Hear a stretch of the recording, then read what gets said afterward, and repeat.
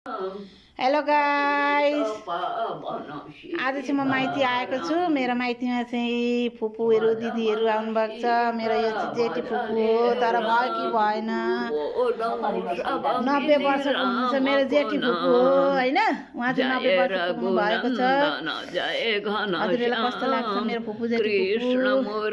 अर्को यहाँ हुनुहुन्छ कान्छी फुपू, यहाँ हुनुहुन्छ।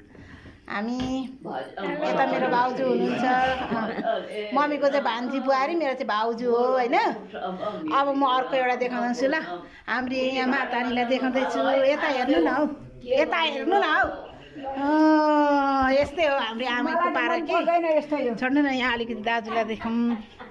यहाँ आज माइतीमा सरातो गुरु आउनु भएको छ। यहाँ हाम्रो दाजु हुनुहुन्छ, प्यारो दाजु।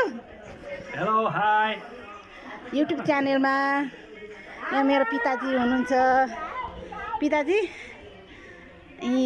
यहाँ हामी चाहिँ आज सब फ्यामिली भेला भएको छौँ। यहाँ चाहिँ मेरो श्रीमानजी हुनुहुन्छ, उहाँ बसिराख्नु भएको छ होइन। उहाँ चाहिँ एकदमसँगले कानपट्टि दिएर। मेरो युट्युब च्यानल चाहिँ होइन वन्दना पोखरेल -06AA हो, WA।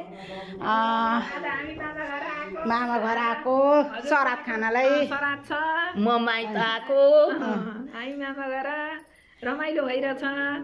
गाइज, मेरी भदैनी हो यो मेरी भदैनी हो। यसलाई एकदम लोकप्रिय बनाइदिनु होला। सबै मिलेर होइन, सबै मिलेर बनाएको एकदम भयो। मेरो युट्युब च्यानलमा सबैले लाइक कमेन्ट र सेयर गरिदिनु होला, सब्सक्राइब गरिदिनु होला। हाम्रो पनि अनुरोध छ। अब म अझै मेरो जेठी फुपूकोमा जाँदैछु, जेठी फुपूसँग होइन। यहाँ हाम्रो जेठी फुपू दिदी, हजुर, 90 वर्षको हुनुहुन्छ मेरो फुपू, जेठी फुपू हो। आज माइती आउनु भएको श्राद्ध खानलाई।